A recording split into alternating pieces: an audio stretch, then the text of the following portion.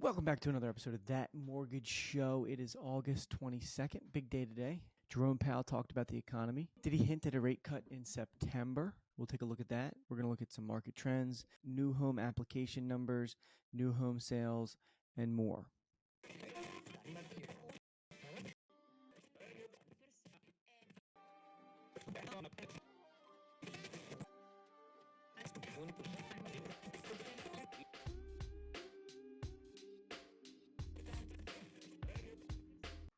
First things first, we'll go over to the 10-year Treasury and see how that thing's doing. You know, as this yield rises and falls, so do mortgage rates. So if you're in the market, keep an eye on that. It's down a little bit today. It was up to 4.332 yesterday, and it's at 4.26 today. It's a modest dip, almost a tenth of a point.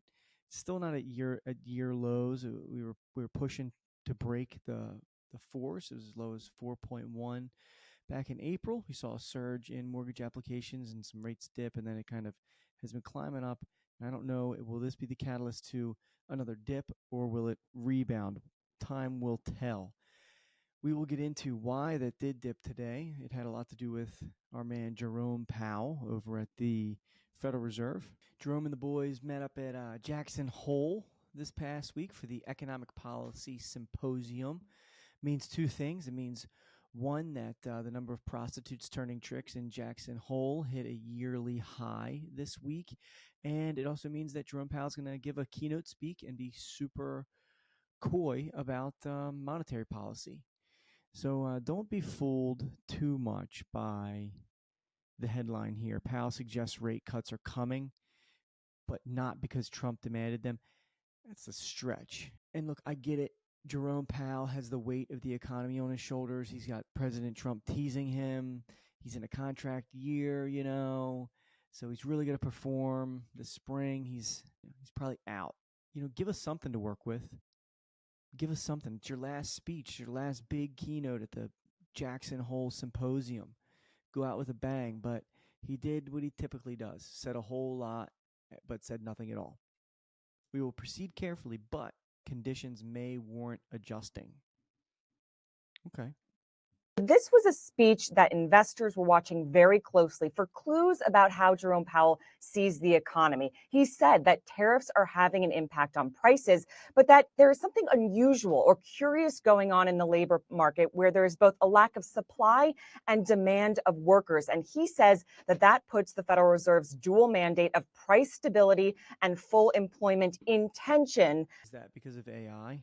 There's less demand for jobs, less job openings. The labor they're worried about employment and inflation, and employment is down, so that's kind of what they want in order to cut rates. But then on the flip side of it, he's worried about inflation. And if those risks materialize, they can do so quickly in the form of sharply higher layoffs and rising unemployment. The baseline outlook and the shifting balance of risks may warrant adjusting our policy stance. Now, at the same time Jerome Powell was speaking in Jackson Hole, Wyoming, President Trump was speaking to reporters, and he said that he is going to fire one of the Fed governors, Lisa Cook, if she does not resign. There's a DOJ probe going on into this individual, this Fed governor, essentially saying that she committed mortgage fraud. The president saying that he's going to look to fire her. We did not hear Jerome Powell make any sort of comments about that. But we will proceed carefully, but conditions may warrant adjusting. Yeah, he just didn't really give you much, you know. The employment piece is there, but inflation, he's worried that the tariffs will still haven't kicked in. Like the supply, it hasn't gone through the supply chain. The cost of tariffs hasn't made it through the supply chain and got to consumers yet. Powell's worried that it's just a domino effect. It's a matter of time. It hasn't gotten to that point yet, so we'll see it reflected, and inflation will indeed go up. So they're like cautious to cut rates, even though all signs are pointing to go ahead and do it. But that's where he gets the whole proceed carefully, but conditions may warrant adjusting. So translation to that, the Fed might cut rates, they might not, which is like, welcome to following this stuff. That's all that it ever comes down to. They might not. We don't know. So the Federal Reserve cutting, the Federal Reserve doing anything, it really doesn't have a direct impact on mortgage rates. They should go down if the Federal Reserve cuts their rate, but last year this time the Federal Reserve started cutting and rates went up and haven't come back down since. So you just don't know. So, if you're in the market, run the payment figures. If you like the house, if you got the money, if it makes sense, take the shot. And if not, don't. So first, all right, so we've got U.S. housing market sees rising inventory, slower price growth, and more room for negotiation. Active inventory is up 30%. That's a lot. Closed sales up 5.7%. New listings up 1.4%. And median sale price is at $440,000. This is for the United States. So this active inventory one is up 30%, but it's compounding. So things aren't selling as quickly. So think new homes are coming on while older homes are sitting longer. So it's compounding. Inventory levels are rising dramatically. Homes are sitting on the market longer and price cuts are becoming increasingly common. Meanwhile, home prices appear to be leveling off and buyers are regaining the ability to negotiate. And I'm seeing that firsthand. I'm sure a lot of other loan officers and real estate agents are seeing that firsthand as well. Price cuts happening.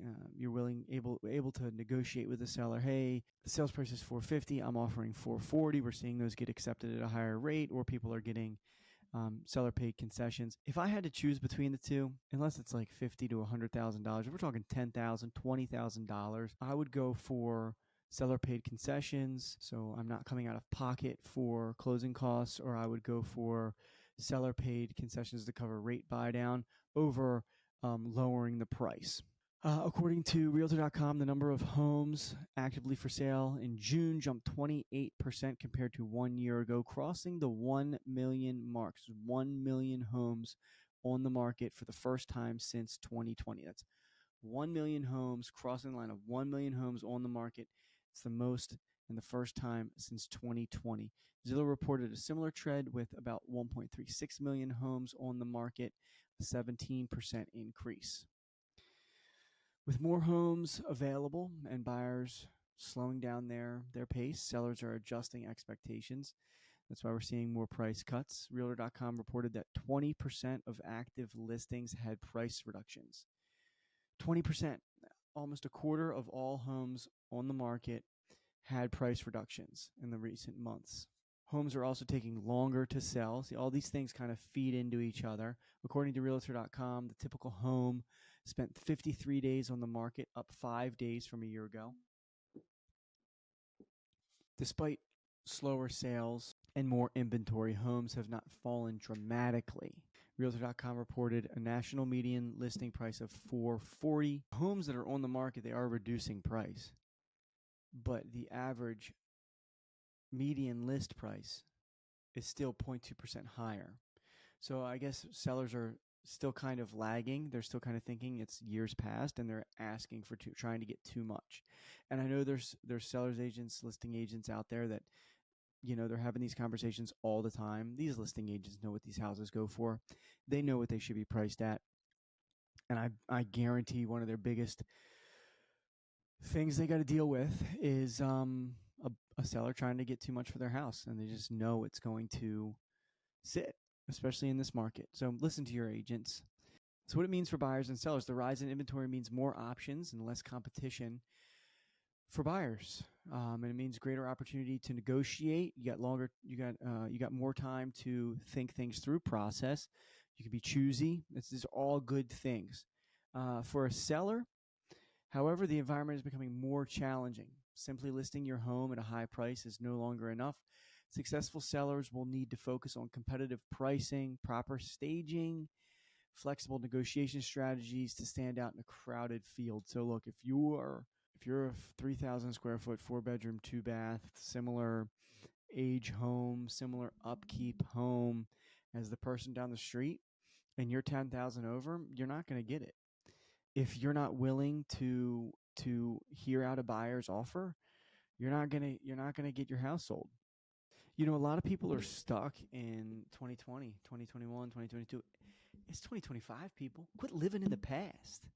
You know what I mean? Like, rates aren't 2. Houses aren't going for $100,000 over asking. So what's all this flux doing to mortgage applications? Well, in July, new home purchase mortgage applications increased 6.8%. It's it's so up and down. Every month is up, and it's up 6 to 8%. It's down 4%, and a lot of it is dependent on the rates. But there's been some positivity in the mortgage rate market as of late, so we are seeing an uptick in both purchase and refinance. Applications for new home purchases increased 6.8% from a year ago, and they're up 7% from a month ago. Purchase activity for new homes strengthened in July as both mortgage applications and estimated new home sales reached their highest level since April. So if you remember when I showed you the 10-year, it was at its lowest for the year in April. So check it out. So here's where mortgage applications were super high, and look at the 10-year. So rates were down, and mortgage applications were up. Conventional loans composed 50% of the loan applications. FHA composed 35%, USDA and rural loans 1.2%, and VA loans composed 13.4%. You do the math on that. I bet you it adds up to 100. So mortgage applications are up, and that's great. But one thing to look at, and this is a interesting trend to look at, is the headline here reads, small-time investors are the ones buying up homes, icing out the average American sidelined by high prices. And later in the article, they define small-time investors as anybody that owns 100 or less properties. So this isn't like the BlackRocks and the State Streets of the world and the Vanguard. This is 100 and less. It's like private equity, groups of rich guys that are buying up stuff, and maybe some businesses in there, maybe some individuals who are just really crazy and want to take a run at it. But everyday buyers are stepping back from the housing market, but another group is stepping up, small investors who are seizing the opportunity to scoop up discounted inventory, where larger institutional players and typical homeowners wait on the sidelines. So we just talked about negotiations are happening, prices are being reduced, and small-time investors are slipping in. They're taking advantage of it. I think it's a great time to be a buyer. I think rates are primed to come down. If you're in process and you can catch a dip, great. If you're in process and you can get some seller paid concessions or a price reduction and you get in and then you refi in 6 months, great. In the first half of 2025, investors accounted for about 30% of single-family home purchases, both new construction and existing properties. So new home builders are open to selling to investors, and and people that are doing resale, mom and pop, are selling to investors too. So sometimes you hear people complaining about these investors buying up the real estate. Well, if we have a problem with it, don't sell to them. While firms like Blackstone and Statewood Capital once dominated the investor landscape, data shows small investors with fewer than 100 homes now make up about 25% of purchases. Mostly those buying to flip or rent have accounted for 30% of single-family home purchases, the highest on record. Traditional home buyers have largely paused activity. Large institutional buyers are retreating as well, squeezed by borrowing expenses and tighter scrutiny from regulators. So those big-time investors are facing some scrutiny. That's good. You know what? I bet you they own I bet you a large portion of these small investors are owned by these groups. They always find a way. Investors are finding negotiations. They're negotiating price cuts quickly in cash, blah, blah, blah.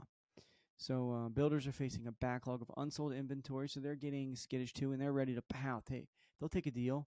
In July, 38% of home buyers said they had to lower prices, the highest percentage since 2022. So there you have it. I mean, inventory is up. We're at 4-year highs on active listings. That's giving buyers a choice. Home price growth is slowing but not crashing. National year-over-year gains are 2% or 0.2%. So, there's this crash everybody's been waiting on. Doesn't seem to be coming. You can get a deal. You can get a deal while most others are on the sidelines. They're waiting. They're worried. You can jump in and get a deal. There are some gems out there, and they can be found. I didn't share an article about this, but I was reading and I noted places like Brunswick, Georgia, Grand Island, New England, Glen Falls, New York. They are exploding 5 to 7% price growth. So, hit the small towns for some, some deals. You never know. And with everybody working from home nowadays, you can work from anywhere.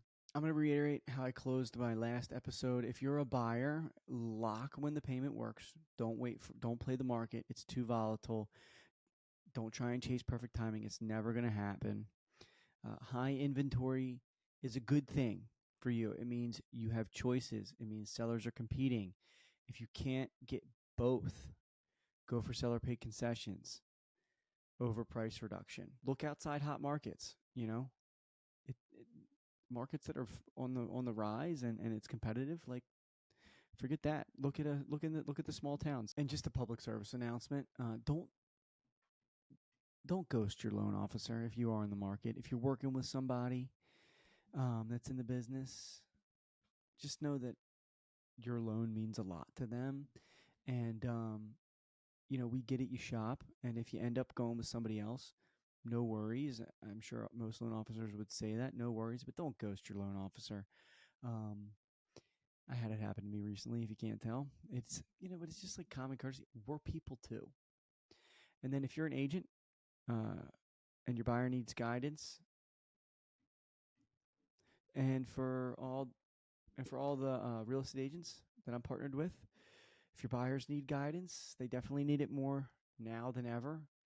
Strategy is everything. Let me know if I can help with strategy, run numbers, develop a plan, find a lender that you like and grow together. Lean on your lender for the finer details when it comes to things like rates, Federal Reserve, where the rates are going. I know you're having these conversations.